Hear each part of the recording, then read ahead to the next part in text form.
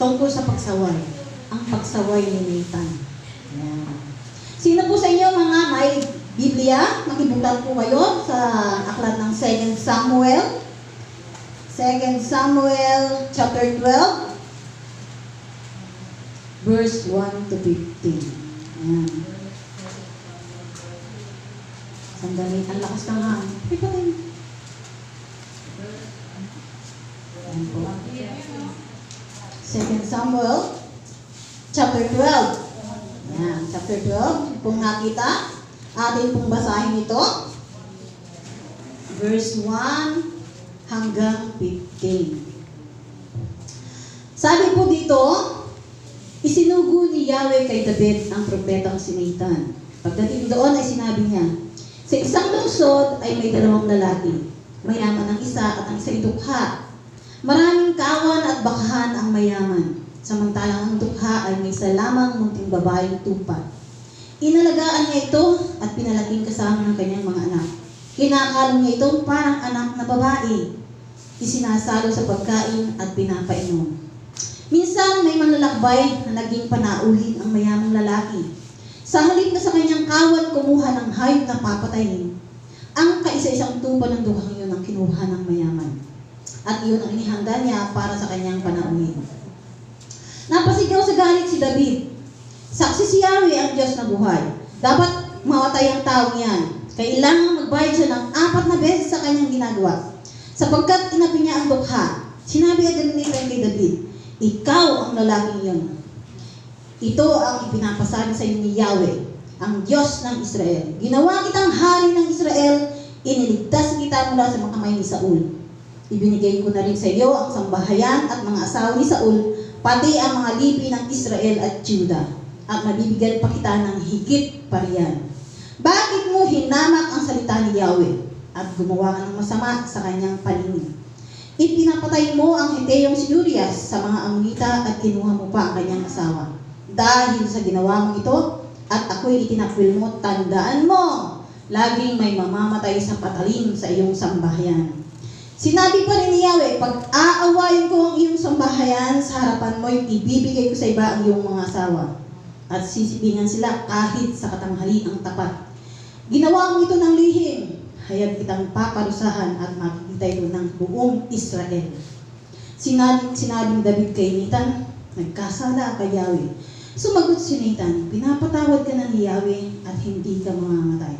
Ngunit dahil nilapastangan mo si Yahweh, ang magiging anak mo ang mamamatay. Pagkatapos ito'y umuwi na si Nathan. Pagpalain salita ng Diyos, tayo muna ay saglit na manalangin. Aming Ama, marami pong salamat sa bagong umaga itong pinagkaloob sa amin. Muli po, narito kami, dumudulog sa iyong harapan, O Lord. Dalangin namin, O Lord, nalinisin mo ang aming isipan, ang aming mga puso, upang kami ay makapasok sa tunay na pagsamba, O Lord. Dalangin din po namin, Lord, na ang aming pag-aaralan at ang aming pagninilay-nilayan na yung mga salita niyon ay aming maisay pamuhay, O Lord. Maraming salamat po sa ngalan ni Jesus. Maraming sabi ng Amen. Nais kong pag-usapan natin ang ginawang pagsaway nito ni Nathan kay David. Si Nathan ay isang propeta isinugo ng Diyos para kay David. Alam po natin ang kwento ni David at ni Bathsheba, mo? Yung mga nagbabasa ng Bible. Ayan, ate, pwede mo na pakibuksan ang ating ano. Ayan. Alam naman po natin ang ginawang pagsaway alam po natin ang kwento ni David at ni Bathsheba, hindi po ba? Yan. Sino pong nagbabasa ng Bible dito? Kilala niyo si David at si Bathsheba. Yan po, no? Pamilya na sa marami ang kwentong ito. At alam din natin, pagkakataon na nagkaroon sila ng kapugnayan, di po ba?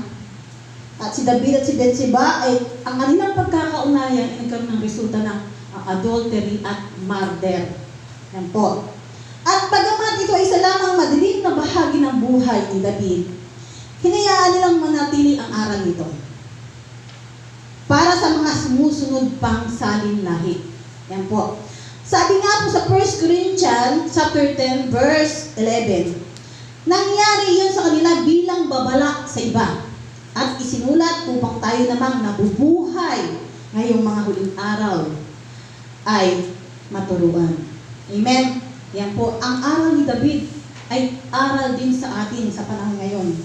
May mga aral tayo na dapat matutunan hindi lamang sa pagkakamali ni David, kundi sa ginawang pagsaway ni Nathan kay David.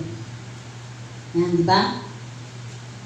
At ang pagsaway ni Nathan, nabasa natin sa akda ng 2 Samuel, chapter 12, verse 1 hanggang 15, ang magiging basehan ng ating pagninilay-nilayan ngayon.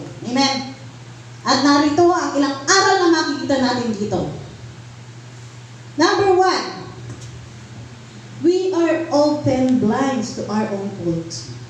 Madalas bulag tayo sa mga pagkakamali natin. Mas napapansin natin yung pagkakamali ng iba. Di ba?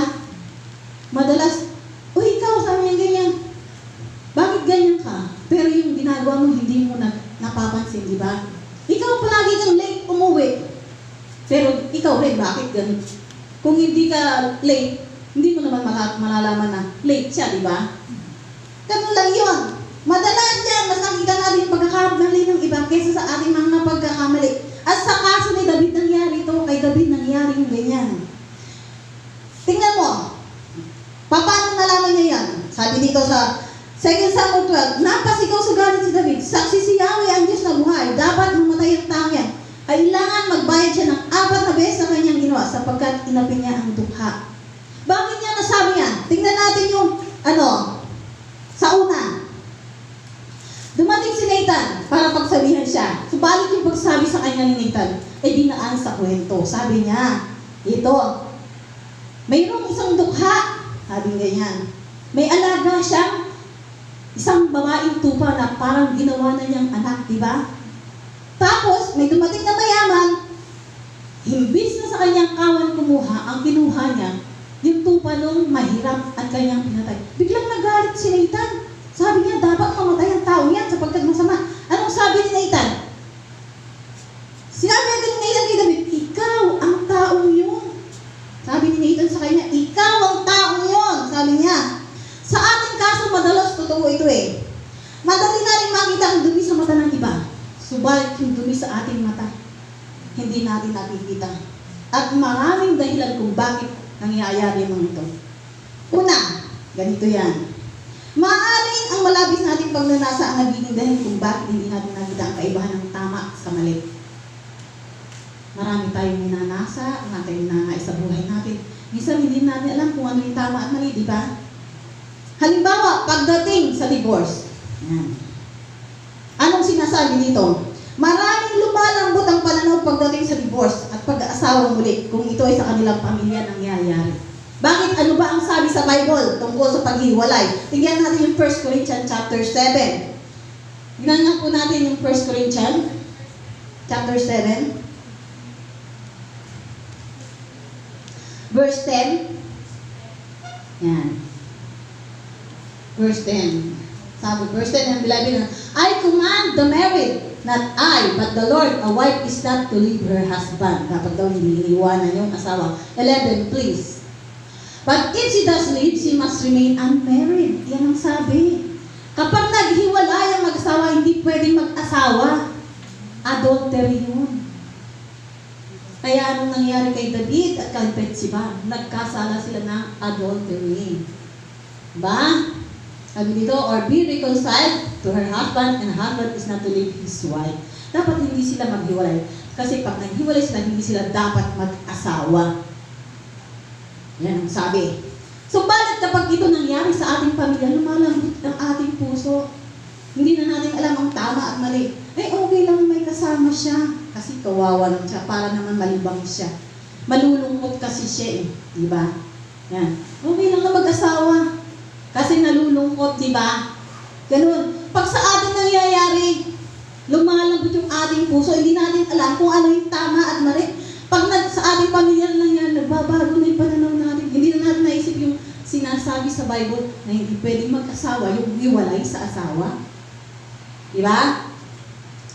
Sa pananamit naman, halimbawa sa pananamit, pagdating sa pananamit, hindi na natin masyadong pinapansin ito kung malaswa o hindi. Tingnan mo ang daming mga kadalagahan. Mga babae ngayon, nga yung blouse, maikli pa yung short, eh ito yung tiyan. O di ba? Hindi lang short, very short, sandangkal na lang suot. Hindi na natin naiintindihan kung malaswa ito o hindi. Hindi natin ito pinapansin. Basta alam natin nakasunod uso. Di ba? Uso na yung ganon. Maaring tinatanggihan natin i-apply ang principle ng scripture sa kalikasang moral ng ating personal na pag-uugali. Sa pangkatuwid baga, ang standard natin ay katulad na rin ng standard ng mundo. Di ba? Aminin man natin o hindi nangyayari dito sa buhay ng mga Kristiyano. Kahit Kristiyano ka pa, nangyayari ito sa iyo. Pag ganito na ang ikinikilos o ang pagkatao mo, ay nagiging makamundo ka na. Kesa nagiging anak ng Diyos. Bakit po ganun? Kasi nga, mas madalas na bulag tayo sa sarili nating pagkakamali. At dahil madalas hindi natin nakita ang ating sariling pagkakamali, kailangan magpasalamat tayo kung meron tayong kaibigan katulad ni Nathan. Di ba? Na nag-aalala sa atin at ipinakikita sa atin ang ating mga pagkakamali. Magpasalamat kayo kung may kaibigan katulad ni Nathan na nire-review kayo, sinasaway kayo. Minsan kasi yung tao ayaw ng sinasaway, masyadong pasaway. Ayaw ng sinasaway, nagagalit kapag sinasaway, di ba? Pero sabi dito, magpasalamat kayo kapag meron kayong kaibigan nag-aalala sa inyo. At pinakikita, mali yan pare, wag yan, mali yan. Mars, wag yan. Ganun. Huwag kang magalit kung ikaw ay sinasaway. Di ba? Yan. At magpasalamat din tayo kung tayo ay katulad ni David na handa na tayo tanggapin yung ating pagkakamali. Di ba? Tingnan mo si David. Tinanggap niya, bukas ang isipan niya sa pagtanggap ng mga pagpuna. Ang daming mga Kristiyano ang ayaw ng pinupuna. Gusto nila palaging pinupuri. Di ba? Katulad ni David, hindi siya masyadong nabulag. Bagamat nagkasala si David, hindi siya masyadong nabulag. Nakita niya ang kanyang pagkakamali. Di ba? At isa pang mahalagang aral, yan, sa pagsaway ni Nathan, na matutunan natin, kung ano ang mabisang paraan para magsisi. Yan. Pangalawa, the best way to bring repentance. Ano ba ang mabisang paraan para magsisi? Ang ito, appeal to God's love. Kapag dumudulog ka sa Panginoon, hanapin mo yung ibase mo sa kanyang pag-ibig at habag ang kanyang pagdulog. Hindi yung dumudulog ka, mas Lord, ganyan. Parang ano ka no? Demanding ka pa kayo sa Lord. Di ba? Sabi po dito, sa 2 Samuel 12:7-8. Ito ang pinasabi sa Yahweh, ang Diyos ng Israel. Iniligtas kita mula sa kamay ni Saul. Ibinigay ko na rin sa iyo ang sambahayan at mga asawa ni Saul, pati ang lipin ng Israel at Judah. At mabibigyan pa kita ng higit pa rin. Ipinaalala ni Nathan ang mga kabutihan ng Diyos kay David. Minsan nakakalimutan natin na napakabuti ng Diyos sa atin. At kapag tayo na ay sinasaway, nagagalit, nagtatampo na tayo. At pag dito sa church, kapag tinamaan kayo, meron kayo ginagawa hindi maganda tinamaan, ayaw na mag-church. Piniperso na lang ng pastor, sabi ganyan. Di ba? Ang paglapit natin dapat nababase sa pag-ibig at habag sa atin ng ating Panginoon. At ito ay nakita natin sa Ebanghelyo ni Pablo at ni Pedro. Ayon po sa Roma chapter 2 verse 4, sabi dito, hindi mo ba alam na kabutihan ng Diyos ang umaakay sa iyo upang magsisi at tumalikod sa kasalanan? Hindi ba alam yun? Mahal ka ng Diyos, kaya ka tinutuwid. Diba? At sabi sa Act 10:34, ngayon ko lubos na naunawa na hindi nagtatangi ang Diyos. Wala siyang itinatangi kahit sino ka pa, kahit ano ka pa, mahal ka niya. Kaya nais niyang mapabuti ka. Hallelujah, palapakan na natin ang Diyos. Sinusunod na tayo. At sa ating mga ginagawang paglapit o pag-restore sa iba, di ba? Naway ganito rin ang ating ginagawa. Let's appeal to God's love. Lumapit tayo, dumulog tayo, hanapin natin pag-ibig ng Diyos. Amen. At ihayag natin ang ating mga kasalanan. Amen? Malinaw na sinabi na kay David, nagkasala ka pagkat mali ang iyong ginawa. Tingnan mo, sabi niya 2 Samuel 12:9, ipinapatay mo ang Hiteo si Urias sa mga Amonita at kinuha mo pa ang kanyang asawa. Kaya sabi niya, mali ang iyong ginawa, nagkasala ka. Katulad din nababanggit sa Roma 3:23, lahat nagkasala, walang umabot sa kaluwalhatian ng Diyos. Amen? Since hindi natin hindi kayang magsisi ng tao unless na ma-realize yan na nagkasala siya, kinakailangan tayong mga nakakaalam ng salita ng Diyos ay tulungan natin sila na makita nila ito. Diba? Tulungan natin ang mga kakilala natin, kaibigan natin, kamag-anak natin, kapatid, yan, kumare, kumpare, na makita nila yung pagkakamali. Diba? Katulad ng ginawa ni Nathan kay David. Sabi po sa 2 Samuel 12, dahil sa ginawa mong ito at ako'y tinakbil mo, tandaan mong laging may mamamatay sa patalim sa iyong sambayan. Ang sakit, no? Kaya siguro, ang ibang mga pamilya, hindi nagkakaganon. May namamatay sa baril, may namamatay sa patalim. Yan. Marahil sa ganito. Yan. At sabi niya pa, sinabi pa niya, pag-aaway yung iyong sambahian sa harapan mo, ibibigay ko sa iba ang iyong asawa at sisipingan kahit ang haling tapat. Ginawa mo ito ng lihim, hayag kitang parusahan at makita ng buong Israel. Kaya nang kahihinat na ng mga taong nagkakasala. Kaya kailangan natin silang tulungan. Diba? Hanggat maaga ay ma-realize na ang kanilang mga pagkakamaling ginawa upang sila ay makapagsisi. Sabi nga tayong mga nakakaalam, kapag ang ating mga mahal sa buhay na share natin at hindi nakinig sa atin, wala tayong pananagutan sa Diyos. Subalit, kapag hindi natin ipinaalam sa kanila ang kanilang mga pagkakamali, hindi natin sila na bahaginan ng salita ng Diyos, mayroon tayong pananagutan sa Diyos. Amen? Yan. Pangatlo, the proper attitude in repentance. Yung tamang pag-uugali pag nagsisisi. Siyempre po may mga tamang pag-uugali upang ma-encourage mo na magsisi ang ibang tao. Hindi mo sasabihin basta-basta na, oy, magsisi ka, nagkamali ka. Hindi naman po ganun. At mayroon din tamang pag-uugali kung ikaw ay nagsisisi. Sabihin mo ba, sorry na, wala ba sorry?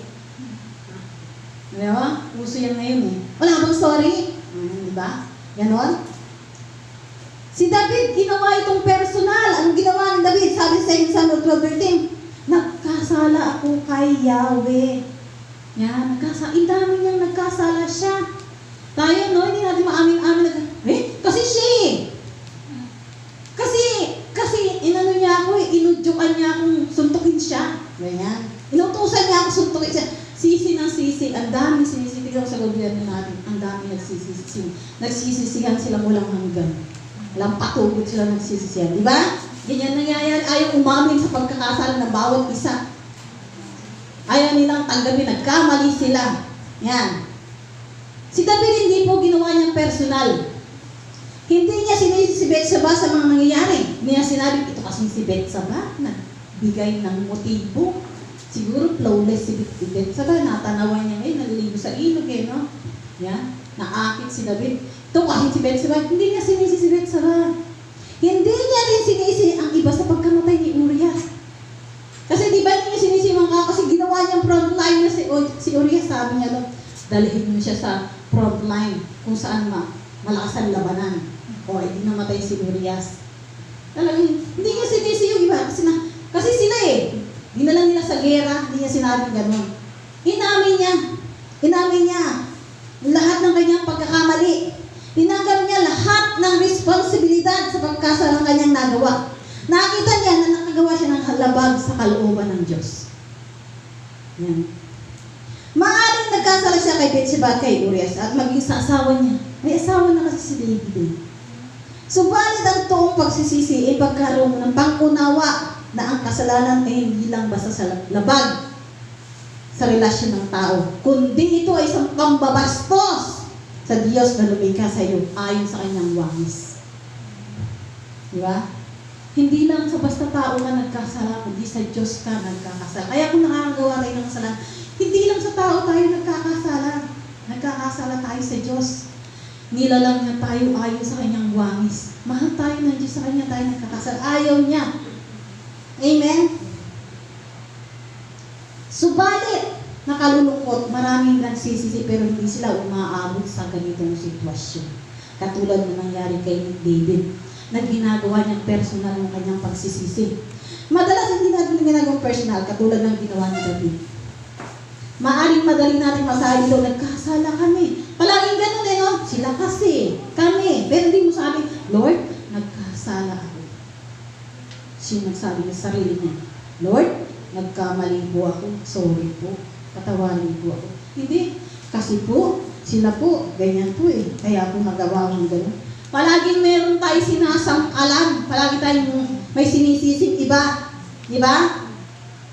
Hindi natin iniisip na kapag nakagawa tayo ng kasalanan, hindi naman tayo sa taong nagkakasala, kundi nagkakasala tayo maging sa Diyos. At kung tayo mga magsisik, napakababaw lang. Yan tulad na sinasabi ko Oh, wala namang sorry. Oh, Lord, sorry ha. Para lang ma-please mo yung tao. Hindi mo iniisip na dapat ma-please mo ang Diyos. Gagawa ka ng matuwid para ma-please mo yung church. Hindi magalit yung mga tao sa loob ng church sa'yo. Hindi ka gumagawa ng maayos para yung Diyos ang hindi magalit sa'yo. Di ba? Ganun na nangyayari. Napakababaw natin humingi ng kapatawaran sa Diyos. Ginagawa natin ito para walang magalit na tao sa atin. Kung sa church tayo nagkasala, para walang magalit sa atin sa church, di ba? Hindi sa mata ng Diyos natin ito ginagawa. At ito pa ang isang observation natin tungkol sa pagsaway ni Nathan. The pardon provided by God. Number 4. Ang pagpapatawad na ibinigay ng Diyos. Ayon sa 2 Samuel 12:13, sabi niya dito, pinatawad ka na ni Yahweh, hindi ka na mamamatay. Diba sabi ni David, nagkasala ako kay Yahweh. So sabi ni Nathan, pinatawad ka na ni Yahweh, hindi ka na mamamatay. Ito kung nagsisisi ka ng tao sa puso mo. Yeah? Kung ikaw ay nagsisising katulad ni David. Ikinumpisal niya ang kanyang kasalanan. Inamin niya, sinabi ni Nathan, pinapatawad ka na ni Yahweh. Kapag sinabing pinapatawad, ibig sabihin, burado na ang iyong kasalanan sa listahan ng Diyos. Diba? Hindi na ito aalalahanin pa kahit na kailan. At binigyan ka niya ng complete forgiveness. Diba? Sapagkat tinakpan niya na ito ng kanyang dugo. Amen? Ang pagpapatawad ng Diyos noon ay katulad din ng pagpapatawad niya ngayon. Ito ay mabilis at kumpleto. Amen? Subalit may mga kondisyon na dapat nating isaalang-alang. Sabi po dito, para sa mga hindi Kristiyano, ganito daw po yun. Sa John 8:24, kung hindi kayo naniniwalang ako'y ako nga, mamamatay kayo sa inyong mga kasalanan. Kailangan naroon yung pananampalataya. Kung hindi ka Kristiyano, kailangan matuto kang sumampalataya.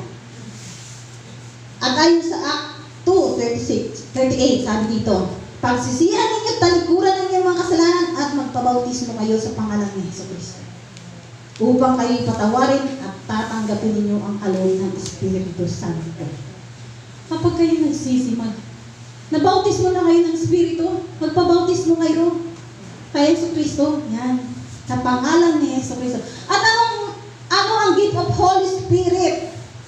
Yan, malalaman mo kung ikaw ay Kristiyano na nga, matututo ang kakaroon ka ng word of wisdom. Hindi na puro kalokohan ang lumalabas sa bibig mo.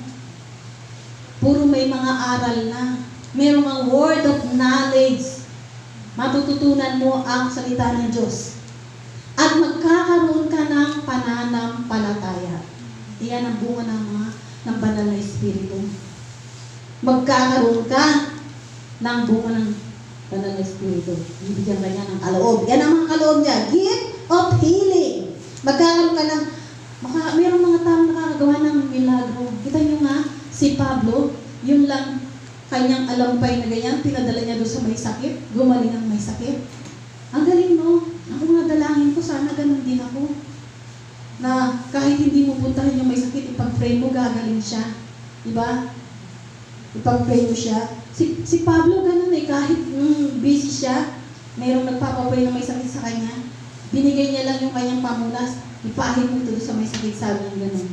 Gumaling ang may sakit. Diba? Then magkakaroon ka, makakagawa ka ng milagro. Yan. Tapos magkakaroon ka ng discerning spirit, malalaman mo kung totoo yung kausap mo o hindi. Kung binobola ka lang ng kausap mo o hindi.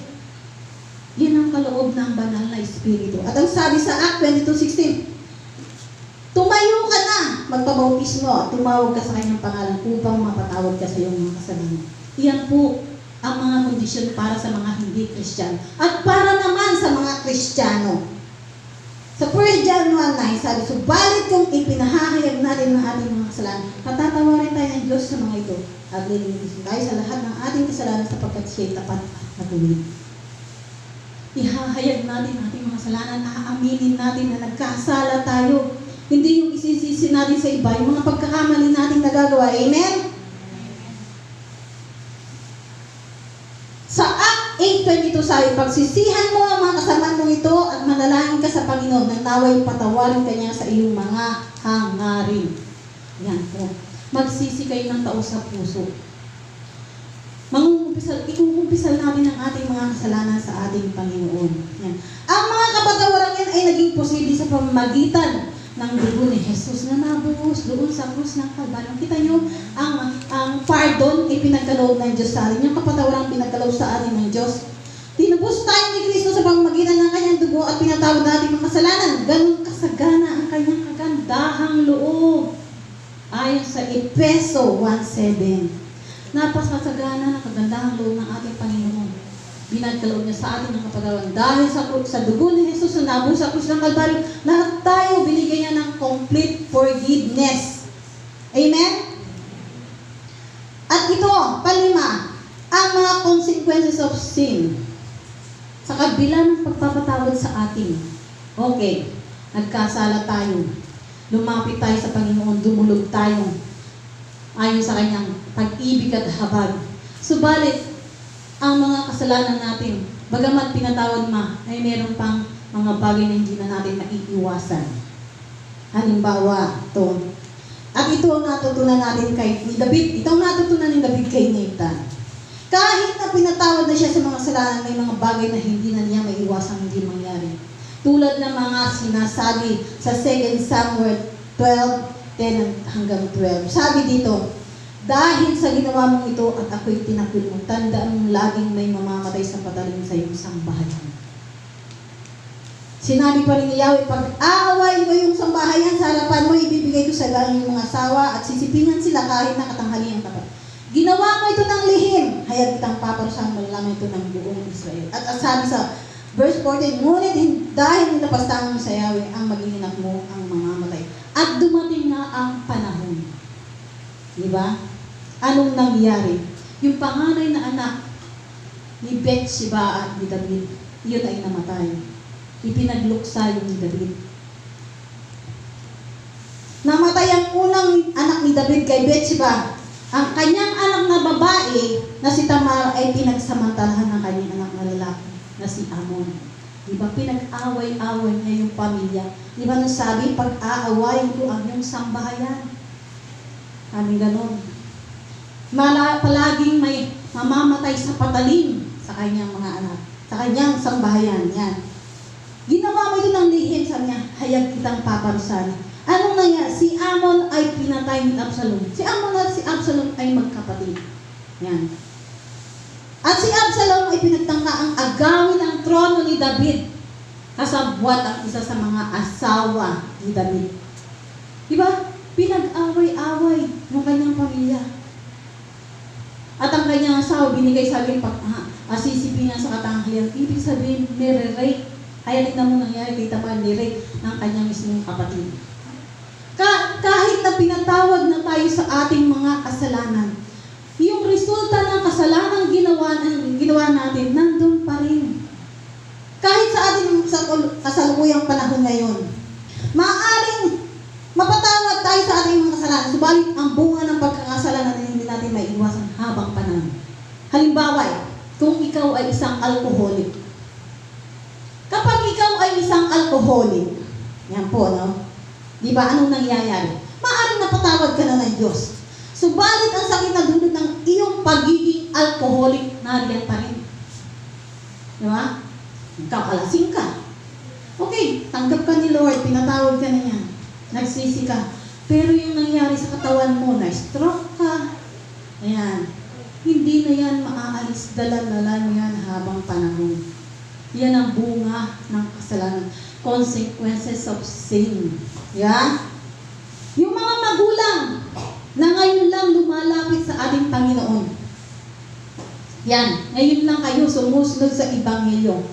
Huli na po para magkaroon ito ng positive effects sa inyong anak, sa spiritual development ng inyong mga anak. Tingnan nyo. May mga kahit na nagsisimba kayo, yung mga anak nyo ba? Nasasaway nyo? Nadadala nyo ba? Hindi, di ba? Yan po ang bunga ng kasalanan. Yan ang resulta ng kasalanan natin. Yan po, no? Kung ano daw ang itinanim mo ng iyong kabataan bago ka nag-decide na maging Kristiyano. Yan. Tignan mo, halimbawa, nung ikaw ay bata pa, nagkaanak ka sa pagkadalaga. Oo, pinatawad ka ni Lord. Pero yung anak mo na yan, alang-alang na may tabon mo yan, no? Alang-alang na patayin mo yan. Akita mo yan habang panahon, kasama mo yan. Diba? Yung resulta ng naging kasalanan mo, nariyan, kasama mo. Yan. Kahit na napatawad ka na sa iyong mga kasalanan, subalit nadara mo pa rin yung resulta ng iyong mga ginawa.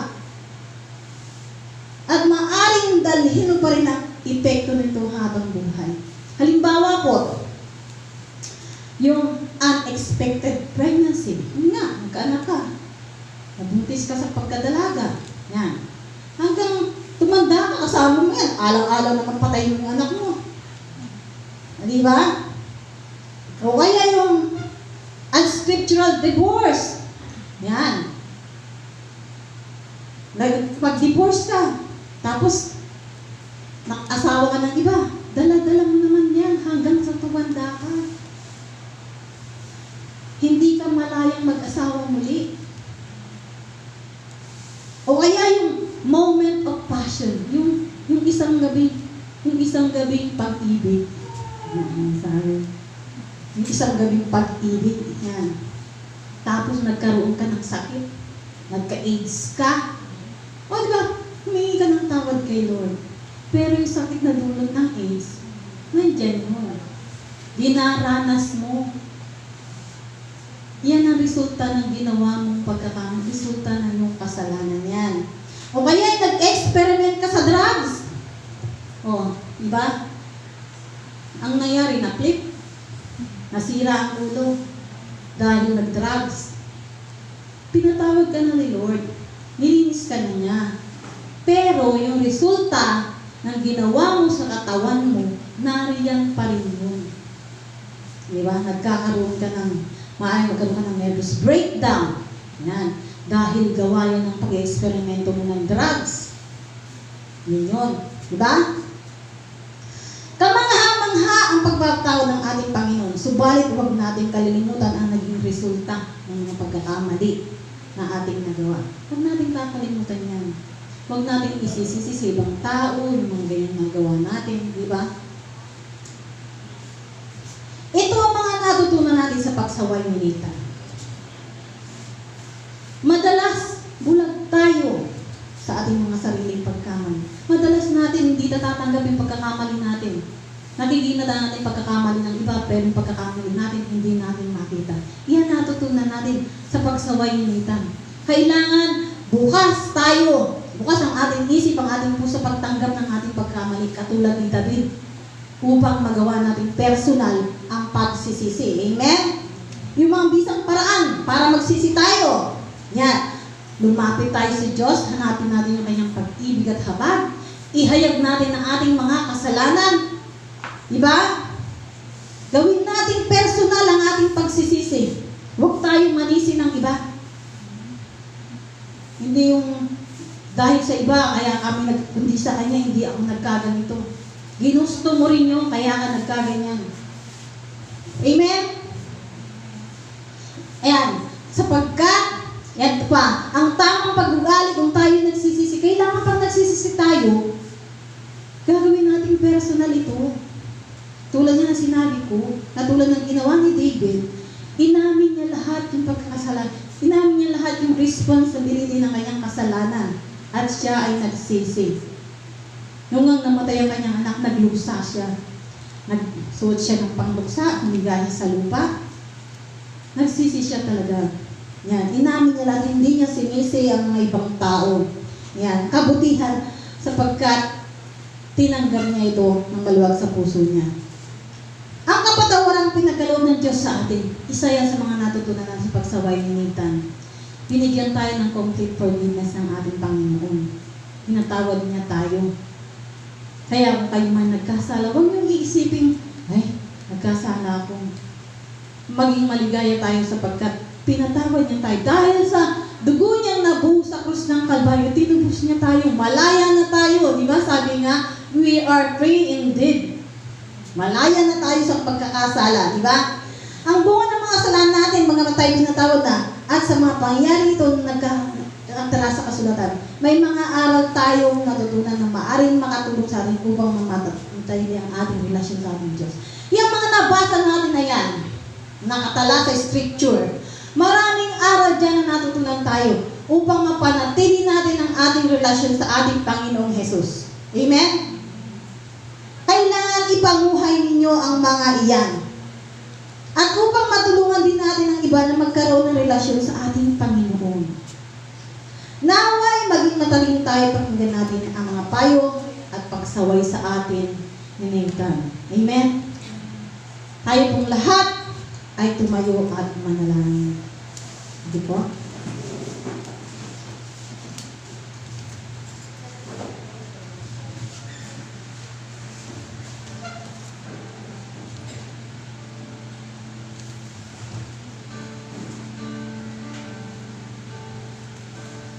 Panginoon, salamat po sa isa na namang pagkakataong pinagkaloob mo sa amin sa araw nito. Salamat po sa mabuting balitang aming napakinggan. Salamat po sa mga aral at turo na ibinigay ninyo sa amin sa araw nito, O Lord.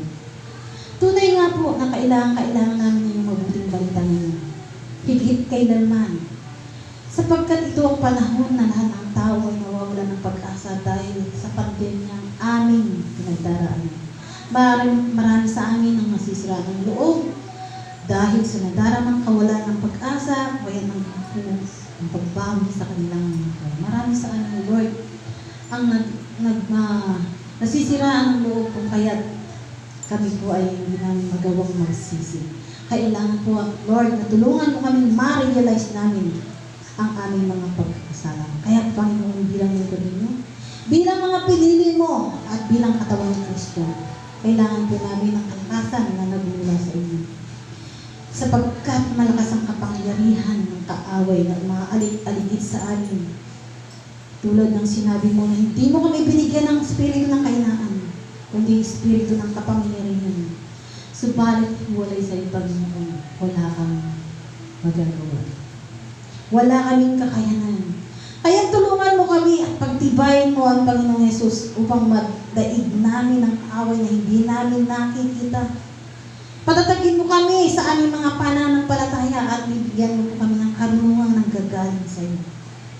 Salamat po sa iyong mga salita na siya nagbibigay sa amin ng pag-asa upang hangarin pa namin ang mabuhay dito sapagkat alam namin na hindi mo kami pinababayaan at hindi mo kami iwan.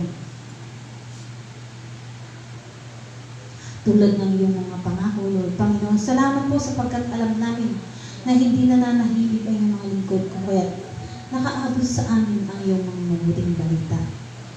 Salamat po sapagkat dinala mo ang kaligtasan dito sa sangkalupaan. Salamat po sapagkat dahil sa iyong dugo, binigyan mo kami ng kapatawaran, ng kumpletong kapatawaran. Ginubos mo kami sa pagkakasala. Kaya't kami ngayon ay malaya na